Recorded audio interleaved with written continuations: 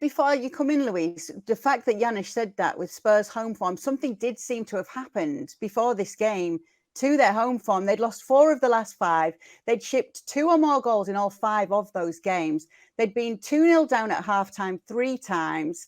And before that, they'd won 8 successive home games. So they'll be glad to have put that one out of their way this time. But you've got to echo the sentiment there that it does feel at the end of this game that Spurs deserved it, Luis.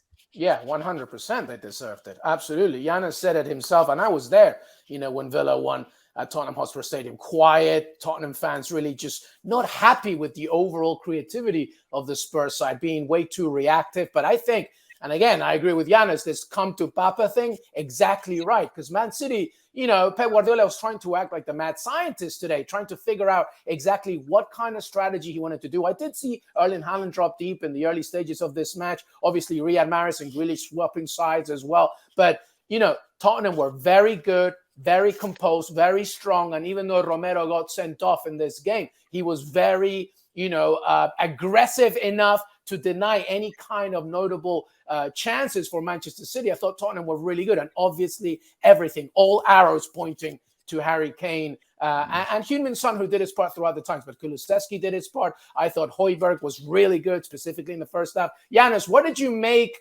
overall of Pep Guardiola's lineup, strategy, and also, most importantly, I guess, as the game developed? How did you see Pep Guardiola manage this one?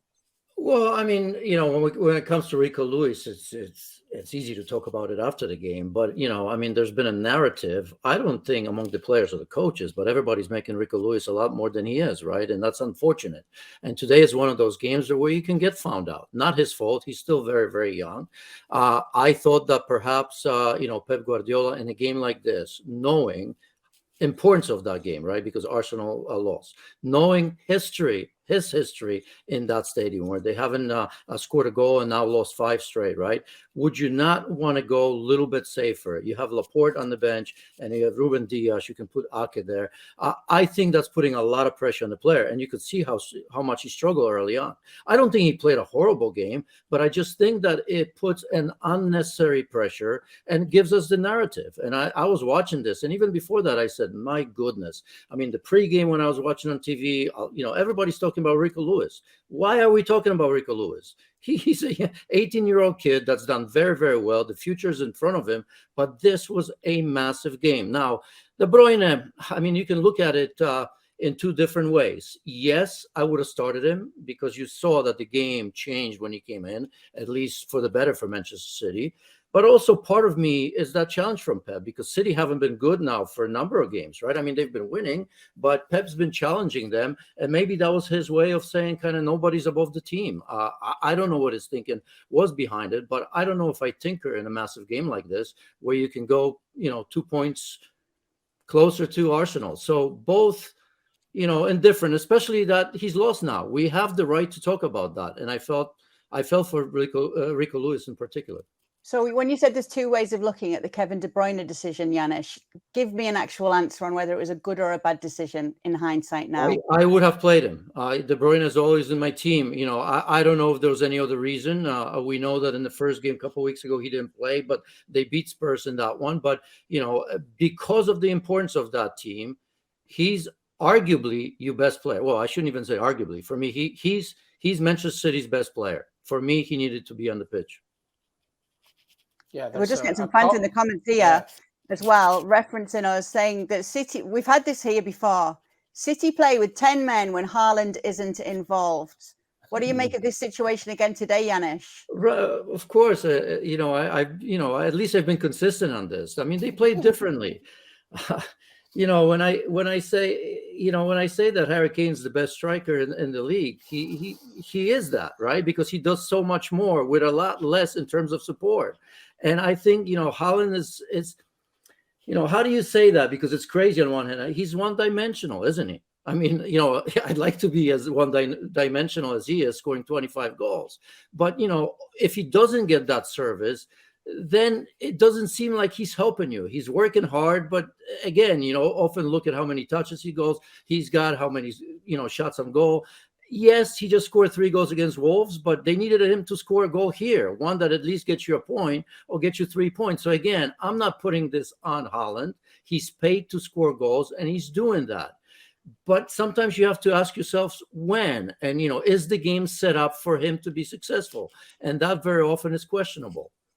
Yeah, I'm jumping right from that point from Giannis. I think the blame here today is on Pep Guardiola, because I think that Pep Guardiola had 2 things on his tactical tablets in the dressing room, and he just mashed them together today. Because you have Haaland, and starting, you had Riyad Mahrez, Jack Grealish, Bernardo Silva, who kind of played as a pivot as well, and Julian Alvarez. That, to me, was trying to think of saying, I want to do 2 solutions in one, and neither worked. Because how can you have Riyad Mahrez, Jack Grealish, Julian Alvarez, Bernardo Silva as a pivot, who really wasn't working as that either? Haaland just gets lost in that. It shocks me not so ever of him seem not being that productive today, Kay, because of that specific situation. I think he should have gone. Again, I agree with Giannis. I think Kevin De Bruyne should have started from the get-go. It was a game screaming for him to do it. Rodri had way too much responsibility as a holding midfielder, somebody pushing through. There was not enough creativity. So people were getting lost. And Haaland, essentially, notably, most importantly, didn't get any touches, didn't get a single shot on target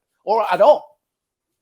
So what does it tell us? Because remember, we've heard Pep Guardiola this season saying that he feels his team have lost the desire and they've lost some of the hunger. Are we seeing that? How much blame do you put on the coach here, and how much blame do you put on the players not having that hunger and desire to go out and get the wins that we're used to seeing them getting, and playing that tempo that we're used to seeing a top City side playing? Well, he kind of probably knows he's looking for reaction, right? I mean, he knows that things may be slipping away from him, and reactions are important, right? Because we have the same situation at Chelsea where there's a massive reaction, although they've jumped on it a little bit ahead of the summer, right? You look at Jurgen Klopp at Liverpool, he's got the same issue. His reaction was Fabinho, but he also knows that this is a massive point in time where you have to kind of see where the team is going to go, right? Because this is not just about one game. This is the rest of the season, and perhaps later on. I mean, if you look at Pep Guardiola, he understands that Pep Guardiola has created a monster at Manchester City in a positive way, right? But all these players have won just about everything under him, right?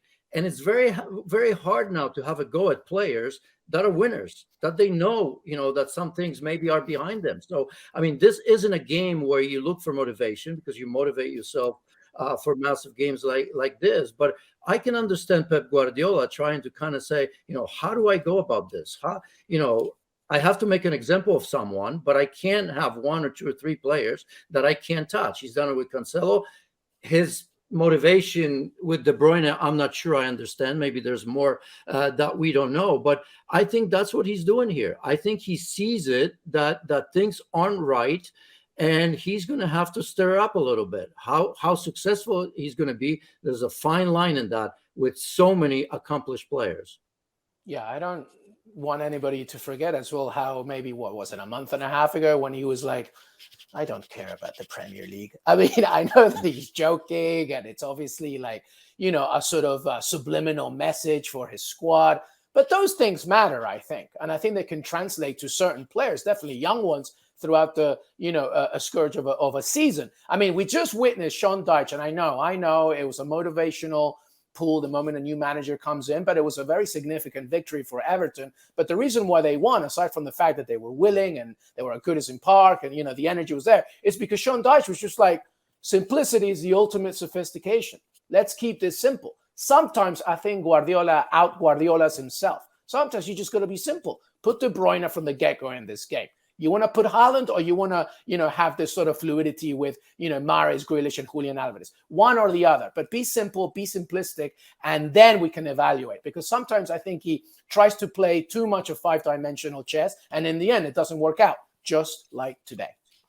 Yeah, it's interesting, isn't it? And we're saying a comment here regarding the Champions League. If he doesn't care about the Premier League, we know he cares about the Champions League. Pep is definitely going to be worried about Leipzig.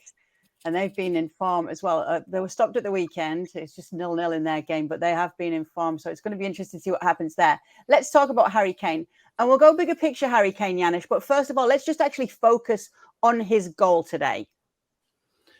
Well, yeah, I was going to say, because there's one small thing about the whole conversation that we've had, because it's good to talk Manchester City bigger picture, but in this game, let's not forget that Spurs were unbelievable today.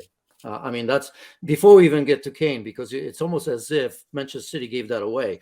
No, Spurs earned that win in so many ways, and I'm happy for Conte. On one hand, I almost think that it was kind of, I don't want to say good that he wasn't there, but I think it gave his players a little bit of a freedom, right? Yep, but 100%. Yep. I also feel that almost part of me wants to think, as a player formerly, that they did play for him, because he wasn't there.